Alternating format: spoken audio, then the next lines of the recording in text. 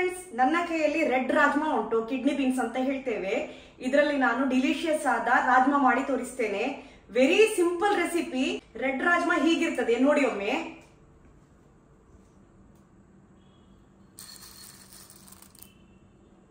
ಈ ಬೀಜ ಆರೋಗ್ಯಕ್ಕೆ ತುಂಬಾ ಒಳ್ಳೆಯದು.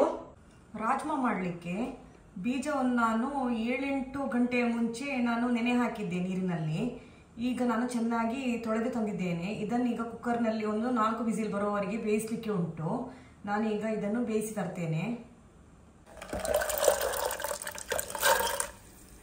ಮಸಾಲೆಗೆ ಬೇಕಾಗುವ ಸಾಮಗ್ರಿಗಳು: 4 ಟೊಮೆಟೊ, 2 ನೀರುಳ್ಳಿ, 2 ತುಂಡು ಚಕ್ಕೆ, 1 ದೊಡ್ಡ ತುಂಡು ಶುಂಠಿ, 7-8 ಬೆಳ್ಳುಳ್ಳಿ ಬೀಜಗಳು.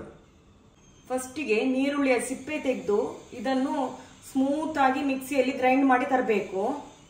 ನಂತರ 4 ಟೊಮೆಟೊ, ಬೆಳ್ಳುಳ್ಳಿ ಬೀಜ, ಶುಂಠಿ, ಚಕ್ಕೆ ತುಂಡುಗಳನ್ನು ಸ್ಮೂತ್ ಆಗಿ ಗ್ರೈಂಡ್ ಮಾಡಿ ತರಬೇಕು. ಟೊಮೆಟೊ ಪೇಸ್ಟ್ ಮಾಡುವಾಗ 1 ಹಿಡಿಯಷ್ಟು ಕೊತ್ತಂಬರಿ ಸೊಪ್ಪು ಸಹ ಹಾಕಿ ಗ್ರೈಂಡ್ ಮಾಡಲಿಕ್ಕೆ ಉಂಟು. 3 ಚಮಚದಷ್ಟು ಮೆಣಸಿನ ಹುಡಿ, ರುಚಿಗೆ ತಕ್ಕಷ್ಟು ಉಪ್ಪು. ಕಿಡ್ನಿ ಬೀನ್ಸ್ ಬೆಂದಿದೆ. ಈಗ ಇದರ ನೀರನ್ನು ನಾವು ಬಿಸಾಡಬೇಕು, ಯಾಕಂದ್ರೆ ಇದು ಕಹಿ ಇರ್ತದೆ. ನಾವು ಅಡುಗೆ ಮಾಡುವಾಗ ರೆಗ್ಯುಲರ್ ವಾಟರ್ ಹಾಕಿದ್ರೆ ಸಾಕು. 4 ವಿಸಿಲ್ ತೆಗೆದದ್ದು ಒಳ್ಳೆ ಬೆಂದಿದೆ ನೋಡಿ. 3 ಚಮಚದಷ್ಟು ರಿಫೈನ್ಡ್ ಆಯಿಲ್ ಹಾಕ್ತಿದ್ದೇನೆ. ಫಸ್ಟಿಗೆ ನಾವು ನೀರುಳ್ಳಿ ಪೇಸ್ಟನ್ನು ಹಾಕುವ. ಇದು ಒಳ್ಳೆ ಹುರಿಬೇಕು, ಹೀಗೆ ಮಾಡ್ತಾ ಇರಬೇಕು, ಇಲ್ಲದಿದ್ದರೆ ತಳ ಹಿಡಿತದೆ.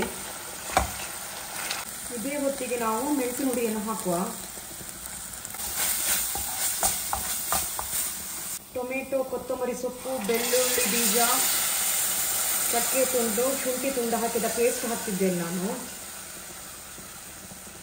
ಒಮ್ಮೆ ಮಿಕ್ಸ್ ಮಾಡುವ ಚೆನ್ನಾಗಿ.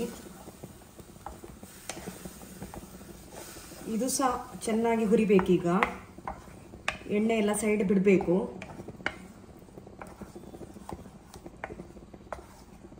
ಉಪ್ಪು ಹಾಕುವ.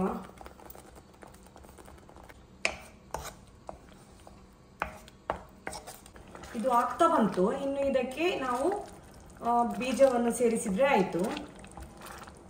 ಕಿಡ್ನಿ ಬೀನ್ಸ್ ಆ್ಯಡ್ ಮಾಡುವ. ಇನ್ನು ಒಮ್ಮೆ ಚೆನ್ನಾಗಿ ಮಿಕ್ಸ್ ಮಾಡುವ.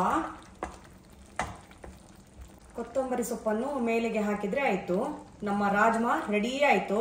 ಇದರ ಒಟ್ಟಿಗೆ ಒಂದು ಸ್ಟೀಮ್ ರೈಸ್ ಇದ್ರೆ ಹೇಳೋದೇ ಬೇಡ. ಬಾಸ್ಮತಿ ಅನ್ನ ಮಾಡಿದ್ರೆ ಭಾರಿ ಬೆಸ್ಟ್ ಆಗ್ತದೆ ಇದಕ್ಕೆ.